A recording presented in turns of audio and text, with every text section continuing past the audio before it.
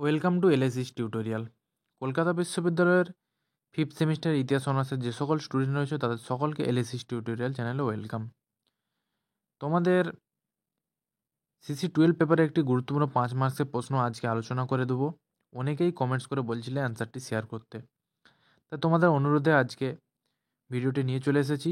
5 মার্কসের প্রশ্নটি হচ্ছে তৃতীয় পানিপথের যুদ্ধের গুরুত্ব বা তাৎপর্য আলোচনা করো। ঠিক আছে, আজকে অ্যান্সারটি শেয়ার করে দেবো, তাই তোমরা যারা যারা অ্যান্সারটি নিতে উৎসুক অবশ্যই দেখে দেখে খাতায় নোট ডাউন করে নিতে পারো। তাই আর বেশি দেরি করছি না, সরাসরি মূল ভিডিওতে আসছি।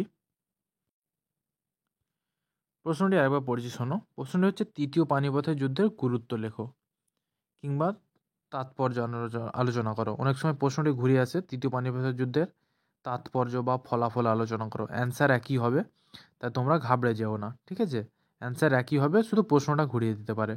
5 মার্কসের প্রশ্ন। এবার অ্যান্সারটি পড়ছি, তোমরা দেখে দেখে নোট ডাউন করে নাও। ভারতবর্ষের ইতিহাসে সবচেয়ে গুরুত্বপূর্ণ অধ্যায় মুঘল সাম্রাজ্যের উত্থান থেকে শুরু করে মারাঠাদের পতন পর্যন্ত প্রায় 3টি বড় যুদ্ধের সাক্ষী হয়ে আছে পানিপথের প্রান্তর। পেশোয়া বালাজি বাজিরাওয়ের সাম্রাজ্যবাদী নীতির ফলে উদ্ভূত পরিস্থিতি থেকে পানিপথের প্রান্তরে 1761 সালে যে যুদ্ধ সংঘটিত হয় তা সাধারণভাবে পানিপথের তৃতীয় যুদ্ধ নামে পরিচিত। তোমাদের অনেক সময় শর্ট প্রশ্ন আসে, পানিপথের তৃতীয় যুদ্ধ কত সালে হয়েছিল বা কাদের মধ্যে হয়েছিল। ঠিক আছে, অবশ্যই সালটা মনে রাখবে, 1761 সালে। শর্ট প্রশ্ন, ভেরি ভেরি ইম্পর্ট্যান্ট। ঠিক আছে, তারপর দেখো কি রয়েছে। রোহিলা নবাব নাজিবউদ্দৌলা ও অযোধ্যার নবাব সুজাউদ্দৌলা যৌথ সমর্থনে আফগান সম্রাট আহমদ শাহ আবদালি এবং মারাঠা নেতা বালাজি বাজিরাওয়ের নেতৃত্বে বিশ্বাসরাও ও সদাশিব রাওয়ের সঙ্গে এই ভয়ঙ্কর যুদ্ধ সংঘটিত হয়েছিল। এই যুদ্ধ ছিল ভারতীয় ইতিহাসে একটি গুরুত্বপূর্ণ সীমা মীমাংসক যুদ্ধ।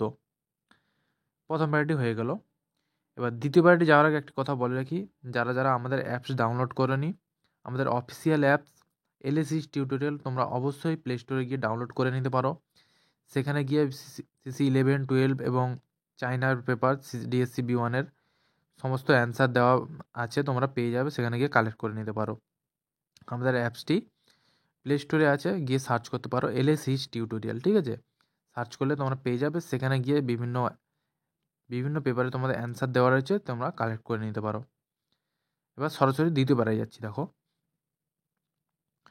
এই যুদ্ধের গুরুত্ব ও তাৎপর্য বিচার করলে বলা যায় যে মারাঠাদের কাছে এই যুদ্ধ ছিল এক জাতীয় বিপর্যয়। ঔরঙ্গজেবের মৃত্যুর পর নিভু নিভু হয়ে জ্বলতে থাকা মুঘলদের সাথে যে নবজাগ্রতা শক্তি কর্তৃক ভারতবর্ষের সাম্রাজ্য গঠনের সম্ভাবনা দেখা দিয়েছিল, এই যুদ্ধের ফলে সেই নবউত্থিত মারাঠা শক্তির চূড়ান্ত পরাজয় ঘটে। এই যুদ্ধের পরিণতি হিসেবে সদাশিব রাও ও বিশ্বাস রাও সহ বহু মারাঠা সৈন্য নিহত হন। পরাজয়ের সংবাদ পেয়ে বালাজি বাজিরাও ভগ্নহীন হয়ে শেষ নিঃশ্বাস ত্যাগ করেন। এখানে বালাজি বাজিরাও লিখবে। ঠিক আছে, তোমরা এখানে শুধু বাজিরাও হয়ে গেছে বা ওইখানটা মিস্টেক হয়ে গেছে প্রিন্টিং, তোমরা লিখে নিও। 3 নম্বর প্যারাটি দেখো, পানিপথের যুদ্ধের গুরুত্ব ছিল অসীম, যদিও এই তাৎপর্য ফলাফল সম্পর্কে ঐতিহাসিকদের মধ্যে যথেষ্ট তর্কের সৃষ্টি হয়েছে। একদল ঐতিহাসিক, বিশেষ করে আচার্য সরকার, এলফিনস্টোন, পার্সিভেল স্পিয়ার প্রমুখ পানিপথের তৃতীয় যুদ্ধকে মারাঠাদের পক্ষে জাতীয় বিপর্যয় মনে করেন। তোমরা এই ঐতিহাসিকদের নামগুলো অবশ্যই হাইলাইটস করবে। ঠিক আছে, আচার্য সরকার, এলফিনস্টোন, পার্সিভেল স্পিয়ার, বিভিন্ন গুরুত্বপূর্ণ ঐতিহাসিকদের নামগুলো হাইলাইটস করবে যাতে পরীক্ষকের দৃষ্টি আকর্ষণ করা যায়। ঠিক আছে, তারপর দেখো কী রয়েছে। কিন্তু অপরদিকে মারাঠা ঐতিহাসিক, বিশেষ করে সরদেশাই, বিশ্বনাথ রাজওয়াদে প্রমুখ ঐতিহাসিকদের মতে এই যুদ্ধের ফলে প্রচুর লোকক্ষয় ব্যতীত মারাঠাদের বিশেষ ক্ষতি হয়নি। তবে পানিপথের তৃতীয় যুদ্ধ হিন্দু সাম্রাজ্য স্থাপনের স্বপ্ন চিরতরে বিলুপ্ত করে দিয়েছিল। পেশোয়াদের শক্তি ও মর্যাদা হ্রাস পেয়েছিল। ইংরেজরা বাংলাদেশ ও দাক্ষিণাত্যে আধিপত্য স্থাপনের সুযোগ লাভ করে। তারপরে পরেরটি দেখো কি রয়েছে। পানিপথের তৃতীয় যুদ্ধের মাধ্যমে নির্ধারিত হয়েছিল ভারতবর্ষের রাজনৈতিক ভবিষ্যৎ।